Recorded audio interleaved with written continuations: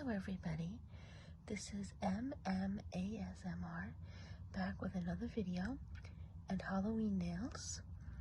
And as you can see, these are really complicated and they look like a little ghost. So do you see that each nail has two little ghosts? And each of these little ghosts, basically the white part of the nails, can glow in the dark. I put some clear nail polish over them that glows really, really well in the dark. So it looks really cool. And yes, in case you're wondering, my toes are done the same exact way, including the little tiny toes, which I had to do with a toothpick because it was really difficult to get them. So anyway, nails aside, I promised you guys that we would do some educational ASMR videos. So today I'm going to be discussing with you the big three paradigms of educational learning theories. Now, this is a very big word. It's a very specific word. It's what researchers would call a tier 3 word, which means it's only a word that you will really hear within the context of educational psychology, cognitive psychology, basically within the field. So down here in orange, this is how you say this word. So when you look at this word, you may initially go, oh my goodness, I don't know how to pronounce that, but you might say like paradigm, paradigs. How do you say this? Well, the correct pronunciation is paradigm, or in this case with the S, paradigms. So paradigms, that's how you say this word here. So what a paradigm is, the definition of it is a typical example, a model, a standard, perspective, or set of ideas. So essentially what we're going to be discussing today are the big three, and the 3 is written here in purple, just so that the number sticks out a little bit more. I initially had it in black, but I had to change it to purple. Because there are some learning scientists that say that if you color code things, it will stick in your mind a little bit more. I don't know how true that is, but I thought, why not make the 3 purple, right? So today we are going over the big 3 educational learning theories, and these are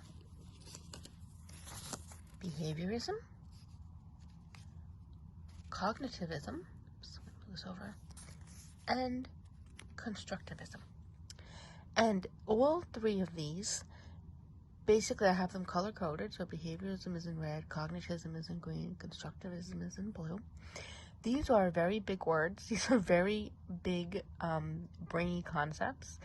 So I don't know how successful this video is going to be. I hope that it's understandable and I can break it down for you guys. But I'm working on a PhD right now in educational psychology, which is in learning theory and learning sciences.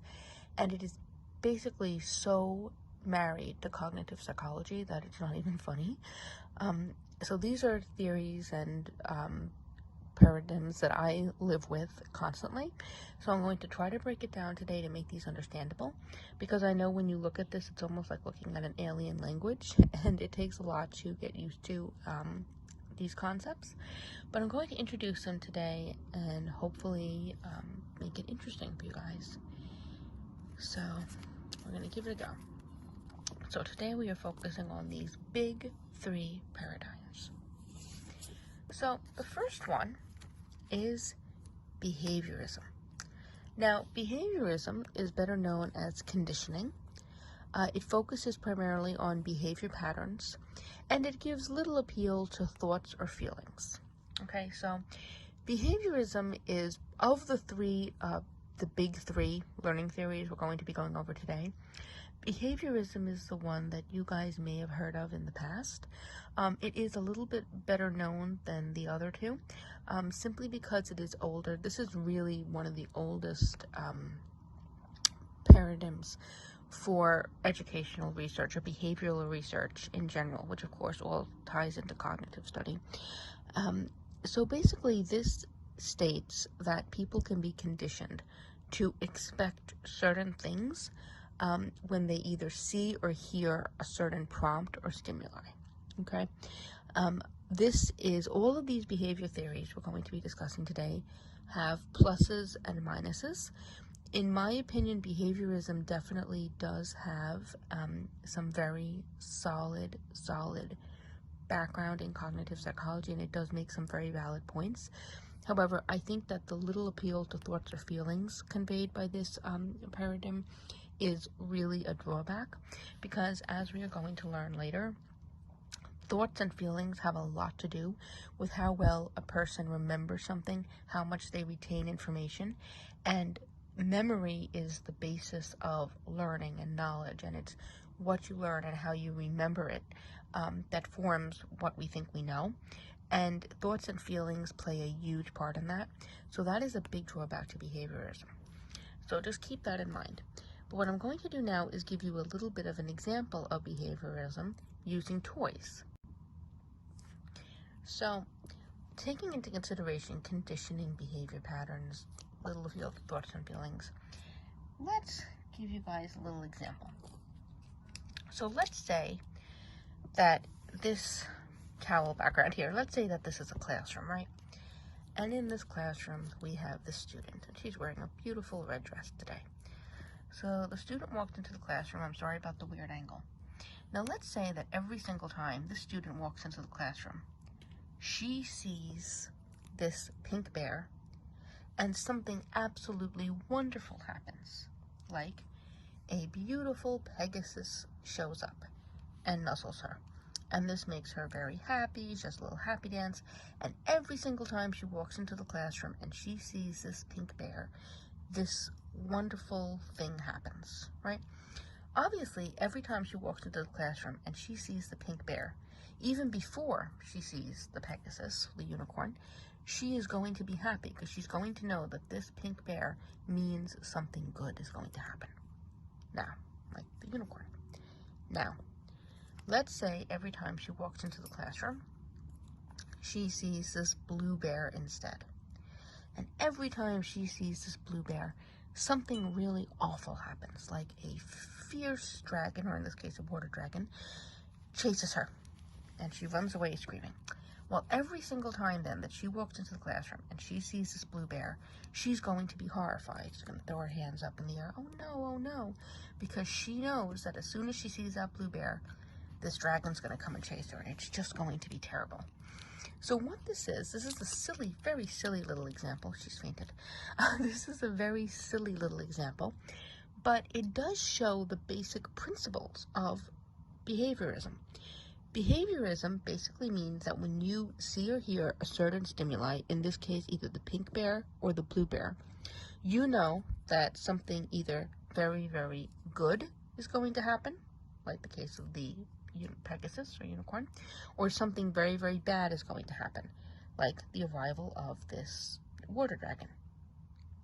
This is based on a famous study by a researcher named Pavlov. He had several dogs, and whenever he would go to feed the dogs, before he would feed them, he would ring a bell, and the dogs would get excited and they would salivate. And even though what happened that because when he would ring the bell, they would come running to him and then get the food. After a certain amount of time, every single time that Pavlov rang the bell, even if there was no food, the dogs would come running to him, salivating, and be really exciting because they associated the ringing of the bell with the food, even if the food was not actually present.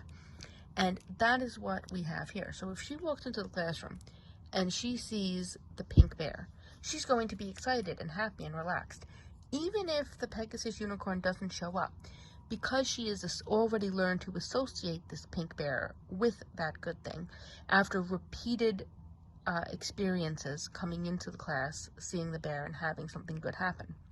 When she sees the bear, she's going to be happy, or at least she's not going to be overly stressed about it or overly fearful. Meanwhile, if she walks into the classroom and sees the blue bear, she's just going to want to run away screaming, because after repeated experiences of having bad encounters upon seeing the blue bear, she's going to learn to be fearful of the blue bear and apprehensive when she sees him. Okay, so that's pretty much the basis of behavioralism. So now on to Cognitivism.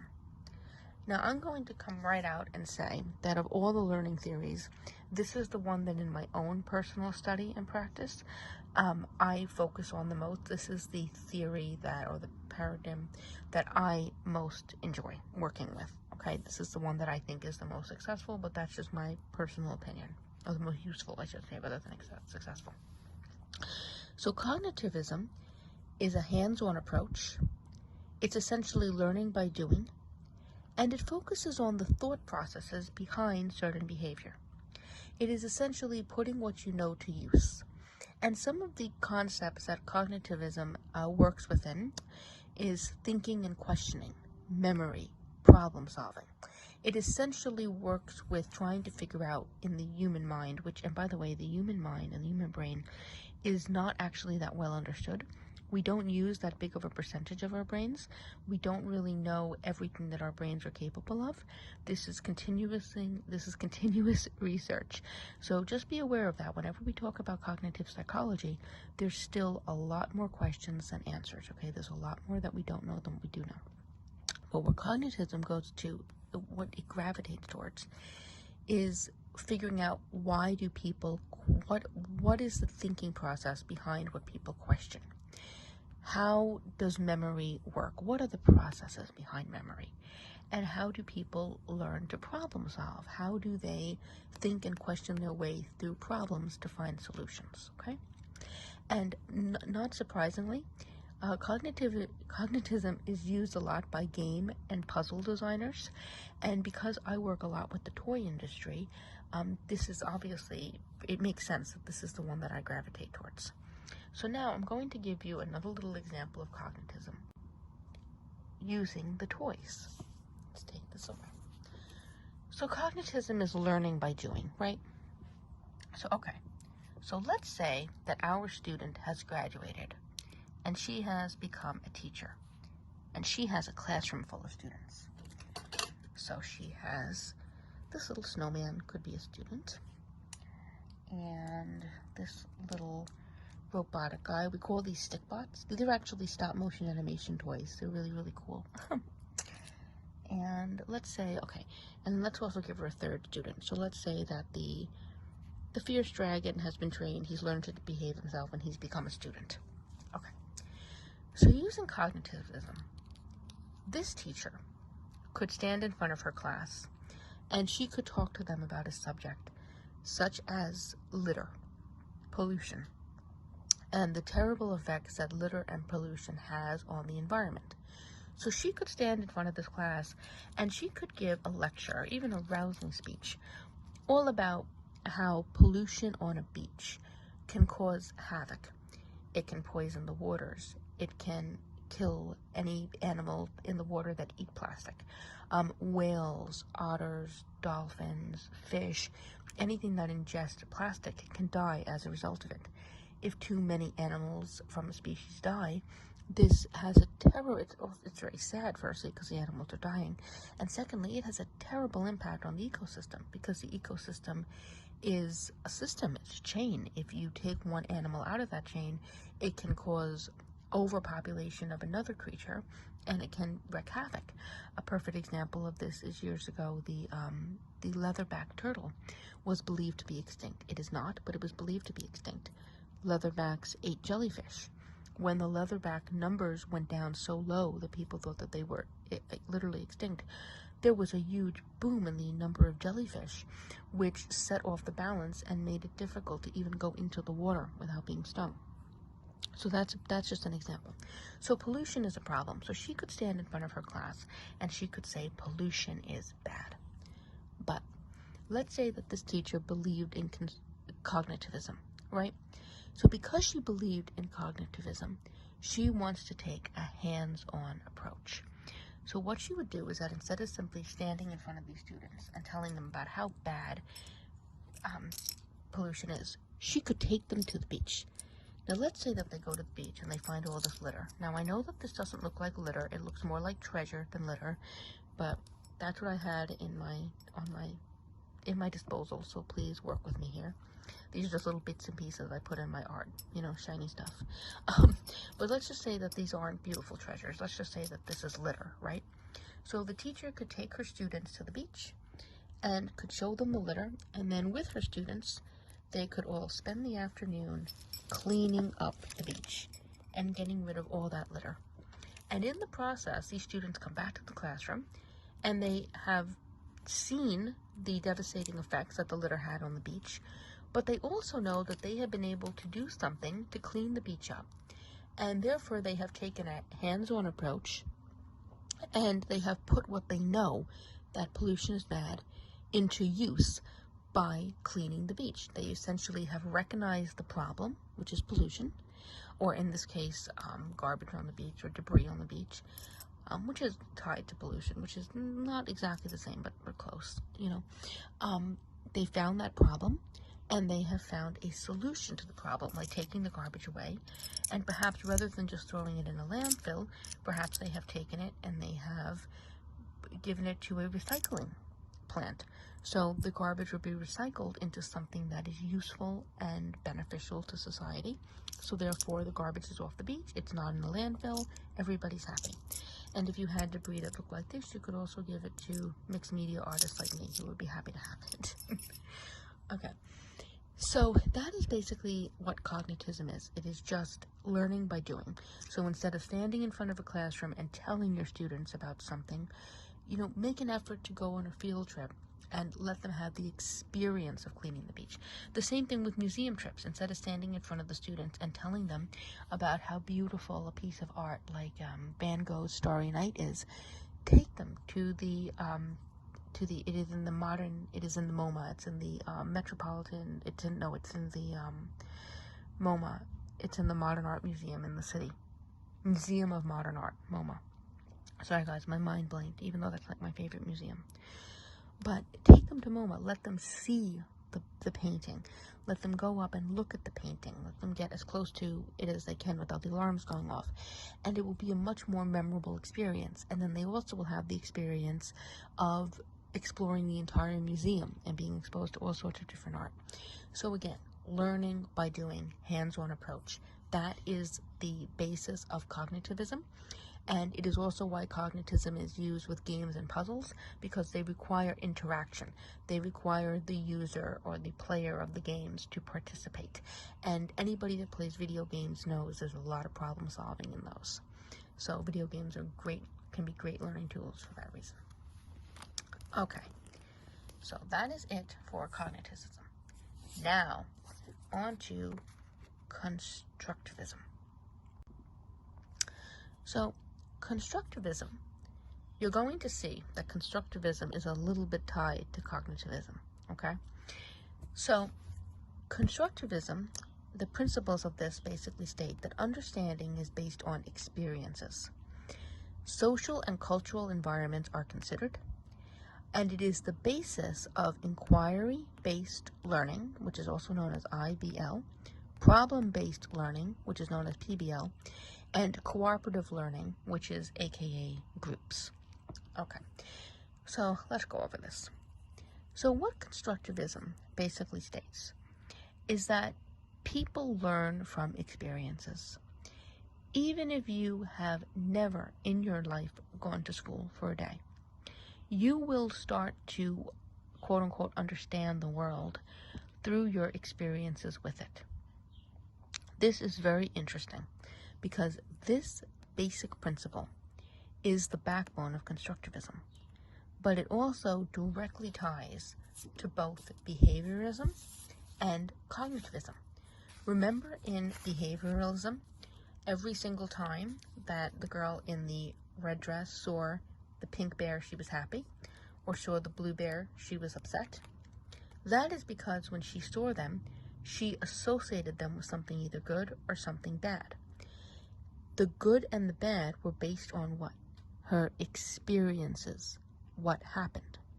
So her understanding of what the pink bear symbolized and what the blue bear symbolized were based directly on her understanding or her experiences with these two figures. It is the same thing as Pavlov's dogs. Their understanding was that when the bell rang, they were going to get food, so they were excited. They were happy. Every time they heard the bell, they were excited and happy. it is conditioning, but it is conditioning that is based on experience, okay?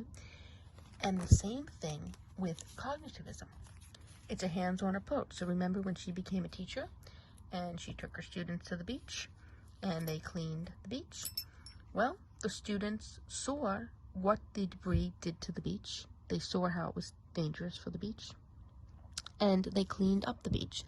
And when they looked back and they saw how beautiful and nice the beach looked without all of the garbage there, they understood that they had done something good for the environment. So again, the experience of cleaning the beach, which is part of Cognitivism's hands-on approach, led to their understanding that they had done something well.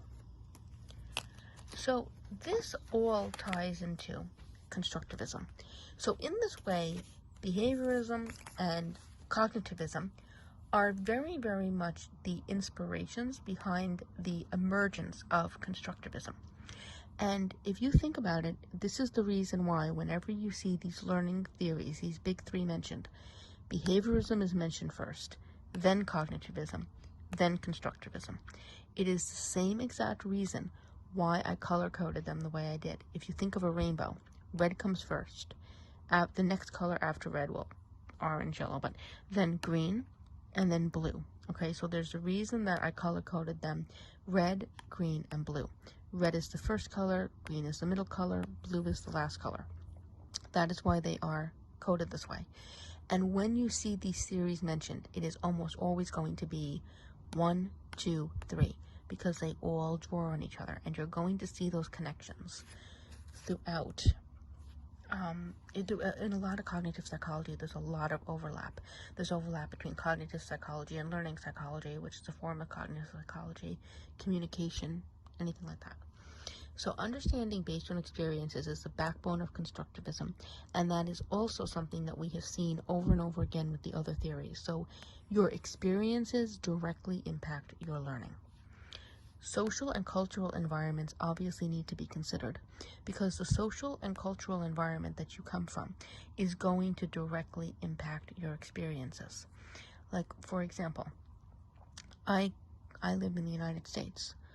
I come from an Irish background. I'm actually a dual citizen, and I'm Roman Catholic. As a result, I'm not really religious, but culturally, I'm Roman Catholic. So at Christmas time, my cultural and social environment has made me know that when it turns December 1st, I start to get excited because I know Christmas is coming. Now, if I lived in a part of the world where Christmas was not as widely celebrated, if I lived in the Middle East, for example, which is mostly Muslim countries, I probably would not have the same expectations of the big Christmas parties coming up. But because of my social and cultural environments, when December 1st hits, I get all excited because I know Christmas is coming, okay? So the social and cultural environments a person comes from directly impacts their experiences and their expectations for things like, holidays, quote-unquote cultural norms, like what age you are expected to get married, if in fact you're expected to get married at all. Everything like that has to be considered when you think about your understanding. Now, what's interesting here is that constructivism, because it is the newest theory, and this is something that it's just my personal feeling about this, my personal opinion, my personal educated opinion, is that constructivism, because it is the newest of all the theories, it is very involved with finding new ways to teach and to learn. And I'm also drawn to this because I love the creativity of these methods that we're going to be going over here. I am not a believer in standardized testing. Standardized testing is very popular in the United States, also in part of Europe and Australia and New Zealand, I think, too. But United States is really bad with testing. Now, I don't know if I've mentioned this to you guys or not, but I was homeschooled, so I was not a victim of testing, okay? I had private tutors. I was always taught in more of the inquiry-based method. But when I went to college and realized how many of my classmates were victims of this over-testing system, and how many of them struggled in school because by the time they got to college, they had never learned to think critically. They had never learned to inquire. They had never learned anything like problem-based learning. They were literally just taught to parrot back answers on a test. Like they were just taught, multiple choice. This is the right answer, that is the right answer. And they basically were just parroting back information. And I teach now, and I tell my students, when a cockatoo or a macaw repeats back what you say to it, it's very cute, it's adorable, it's a little bird. But when you guys just repeat back what I say to you, it's not so cute, it's not adorable, because you are not parrots, you are human beings, you're students. You should be able to inquire, you should be able to problem solve, you should be able to take the information that you are given and build on it. And that is what constructivism does. So it takes the essence of understanding based on experiences, and it creates things like inquiry-based learning. Another term for inquiry-based learning, it is interviewing people. You can ask people questions and listen to their answers. Interviewing is a very, very common means of data collection for studies.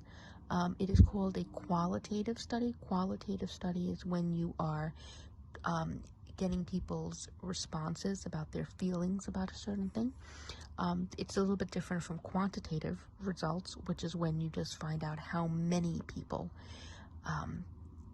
answered a question. Like quantitative result, and I'll do another video on this if you guys are interested, but quantitative results basically adhere to like how many people said a certain thing, whereas qualitative results focus on, well, why did so many people say that? What was their inspiration, or what drove them to make that choice, okay, or form that opinion, or how be it. But all of this is inquiry-based learning. It simply is another word for interviewing, where you ask a question and you listen to the answers and you compile the answers. You should, if you're going to do inquiry-based learning, you should try to interview more than one people. More than one people? I can't speak English anymore, guys. More than one person. You want to try to interview at least 5 people, and then write down their responses, and then you want to read over their responses and code them to see what similarities you find, okay? Or what differences. Can you establish any patterns from the answers you get? Now, problem-based learning is a little bit different. In problem-based learning, it's where you present your students with a problem. Just like our teacher presented her class with a problem. She told the students there's garbage on the beach. So what can we do about that? So they acknowledged that there was a problem, and they discussed what to do about the problem. And they decided that the solution to the problem was to clean up the beach. So problem-based learning is basically when you bring people together to solve a problem. This can be done in a classroom. It can also be done in an office setting. It is very common for bosses and offices of any kind of field to call meetings to discuss something that is going wrong, or a problem, like maybe sales are down, and then you work as a group to come up with a solution or a plan.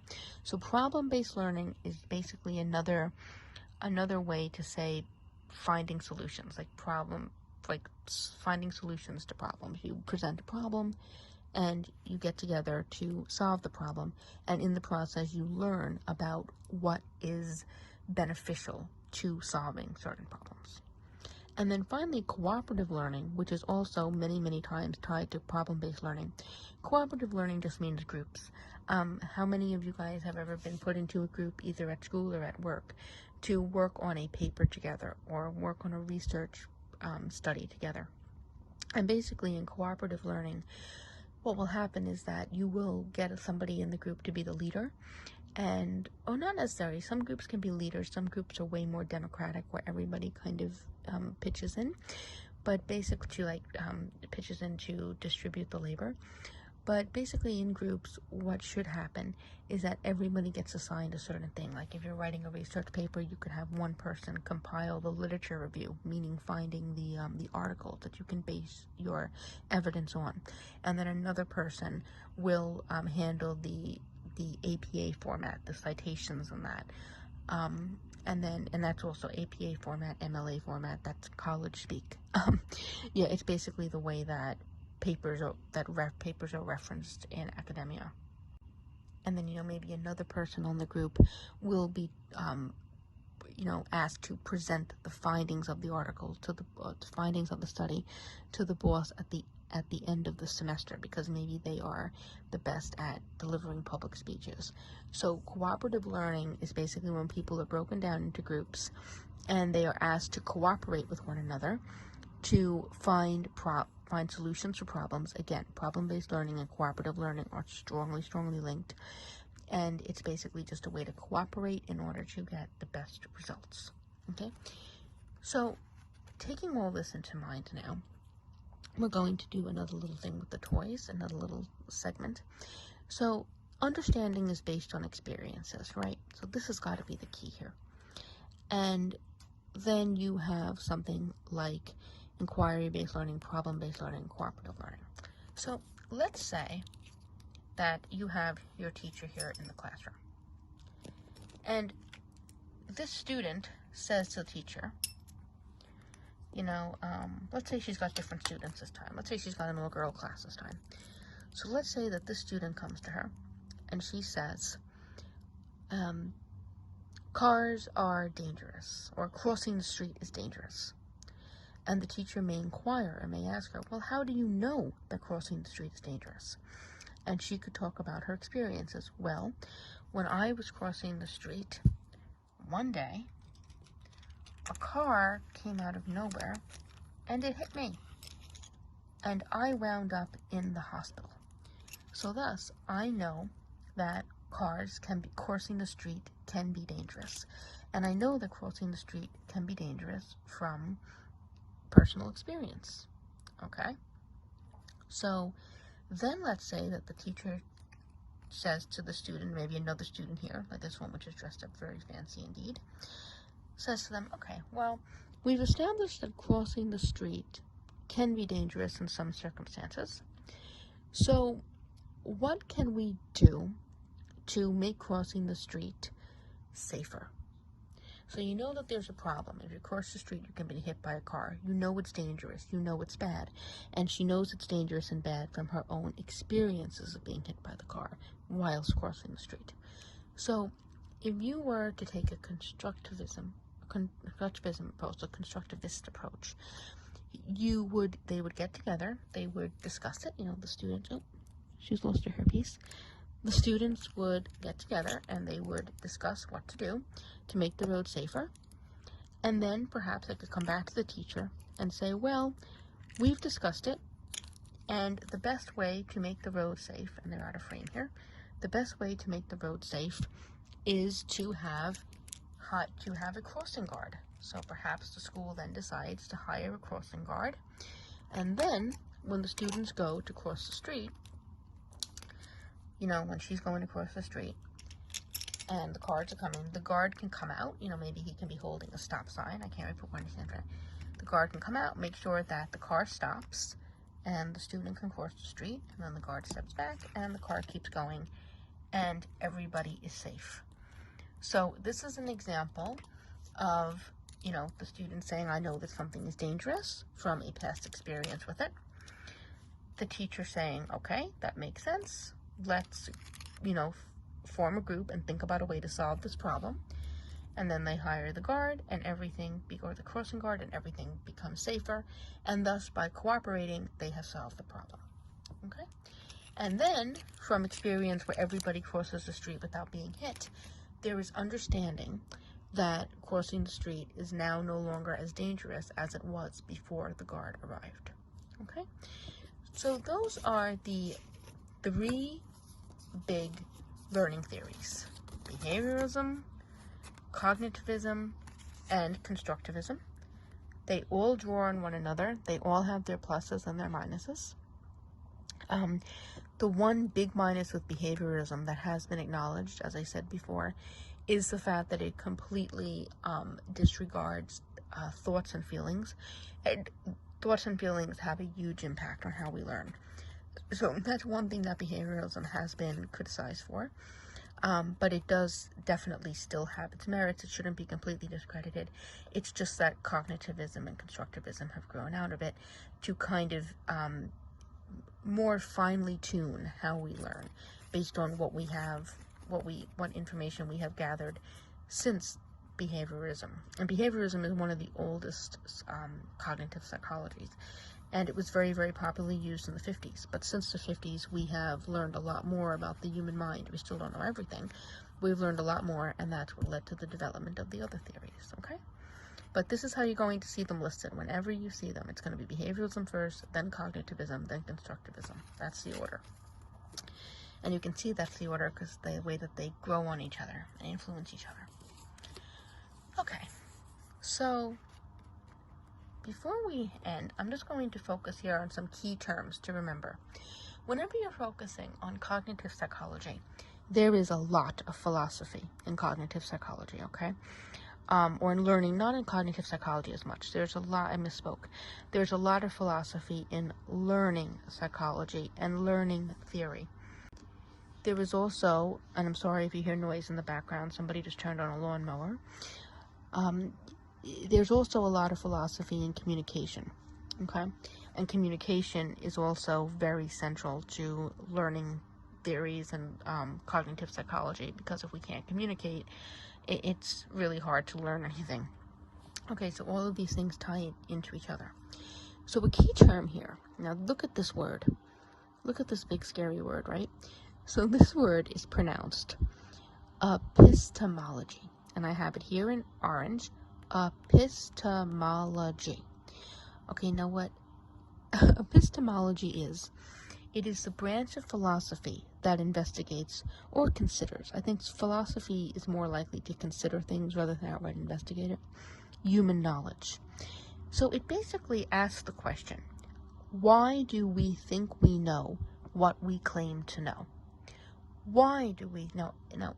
Philosophy is one of these subjects that if you start thinking about it too much, you could give yourself a headache. I'm just going to warn you about that. That's happened to me many times. You start overthinking things and start overconsidering things, and it's a lot of fun, but it can also give you a little bit of a headache after a time.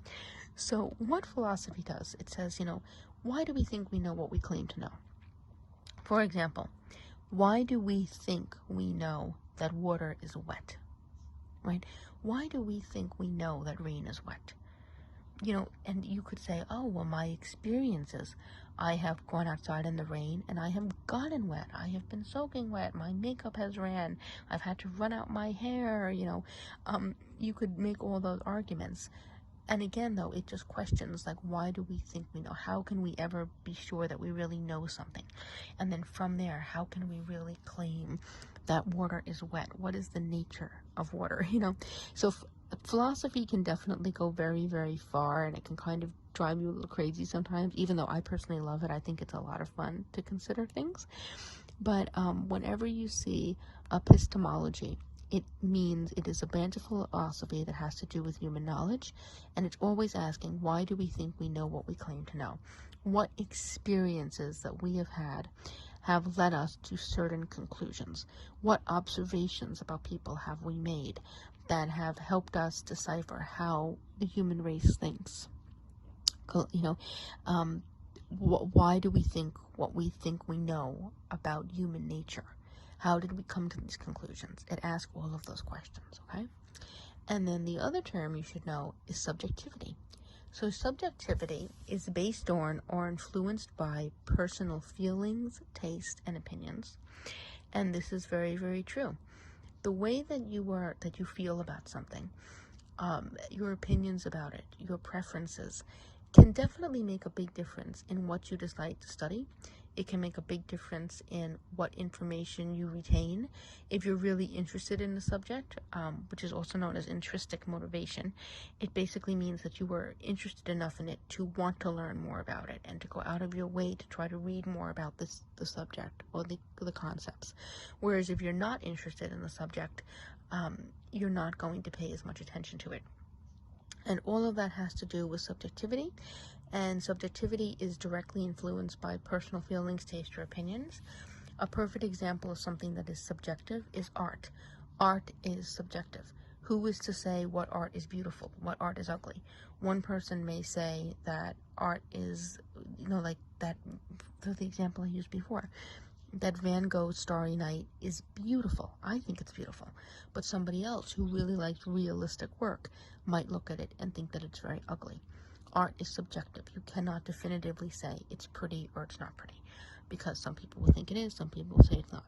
Subjectivity is based on opinion, whereas objectivity is based on hard facts. Like objectivity, a perfect example of objectivity would be today, the day that I'm filming this, it's October 2nd, 2020. That's true. In New York right now, it is October 2020. October 2nd, 2020, excuse me.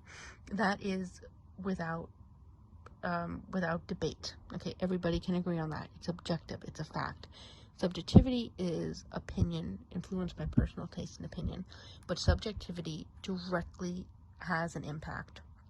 Your personal preferences and tastes have an impact on how you learn, what you retain, and that is why the behavioralism aspect of ignoring thoughts and feelings is really incorrect. Now, another thing is that learning preferences impact memory and retention capabilities. And learning preferences mean how people like to receive information. Some people like to watch short videos on YouTube about a subject in order to learn about it. Other people prefer to read about something in a book. Okay, so some people are audio-visual learners. Some people are fine with textbook learners, more like reading learners. It really just depends entirely on your learning preference. And if you guys are interested, I can do a whole video on learning preferences. There's many different types, okay? But somebody's learning preferences absolutely impact the memory and retention capabilities. If you try to teach an audio-visual learner strictly from textbooks, you're not going to have a good result. And the same thing that if somebody prefers to remember phrases and words from reading a textbook, and then you force them to listen to a lecture instead, they're probably not going to remember as much. So learning preferences just means that there are many different ways to learn things. There's many different ways to absorb information, and what works for one person is not going to work for another. Education is very, very subjective. There's really no cookie cutter way to make education work for everybody, and that is why we need increasing customization in education.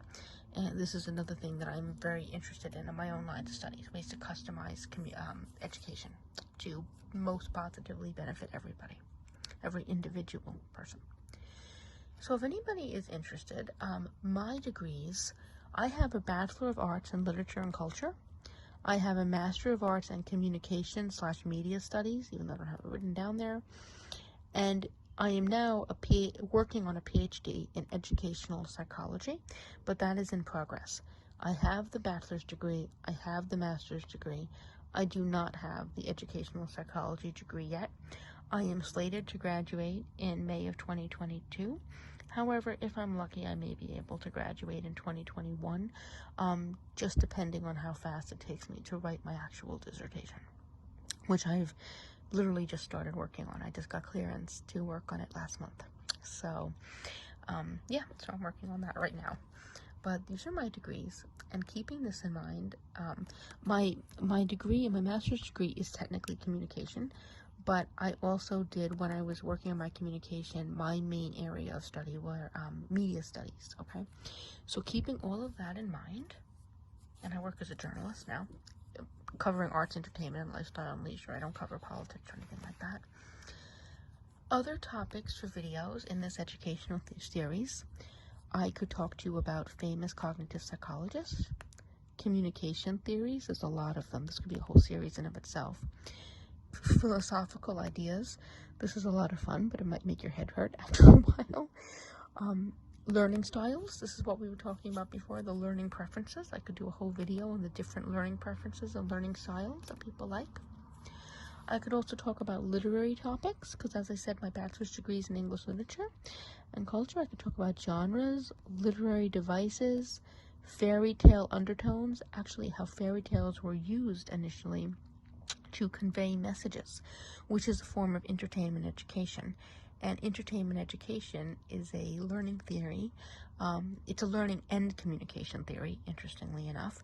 And it is actually what my whole whole academic scope is about. I want to be the leading researcher into educational psychology in the future. That's my ultimate goal. And fairy tales were really early examples of entertainment education. And people do not realize how many undertones there were in fairy tales, primarily involving safety issues. And then finally, I can also talk about art. As you guys know, I'm an artist. Even though I don't have any degrees in art per se, I am a semi-professional abstract artist, and I'm a curator, and I would be happy to discuss art, some art techniques or some things about famous artists, anything like that. So just let me know. So I hope that you guys enjoyed this video. I'm sorry if I rambled a bit. These are very, very complicated topics. So I hope that I explained them well. You have to let me know if I did, or if, you needed it to be broken down a little bit more. This stuff is really confusing. I remember when I first came across a lot of these terms, I was working on my master's degree, although Cognitivism and Constructivism I just actually learned about when I started my PhD. And it takes a while to get used to them. It takes a while to absorb it, because it's very complicated. But once you break it down and you get into it, you can definitely see how they can be used to kind of think about things in new lights and create really cool curriculums that are memorable and useful and beneficial to everybody. And that's my ultimate goal. I want to be a major researcher in entertainment education, and I want to use that to develop curriculums. And the curriculums that I want to develop will be obviously all arts-based, because I'm not a mathematical person, but develop curriculums for, communication, English, learning, things like that. And I will always tailor it primarily to the online realm, because I love online learning, and I believe that e-learning is the future of education. But anyway, I hope you guys enjoyed this video. Please let me know if you want to see another one. And if you do, please let me know which topic you would most like me to discuss. And don't worry, these videos are in no way going to replace the eye exams and eye test. I will always do those. I just thought that this might be kind of nice to branch out a little bit and see what you guys think of educational ASMR. And in my last video, you guys left some really nice comments and you were interested. So please let me know if you'd like me to do another video like this, or if you would just prefer for me to stick to the eye exams, eye test. Okay, so thank you for watching, and I hope you like my nails, and I wish you a very, very good night and sweet dreams.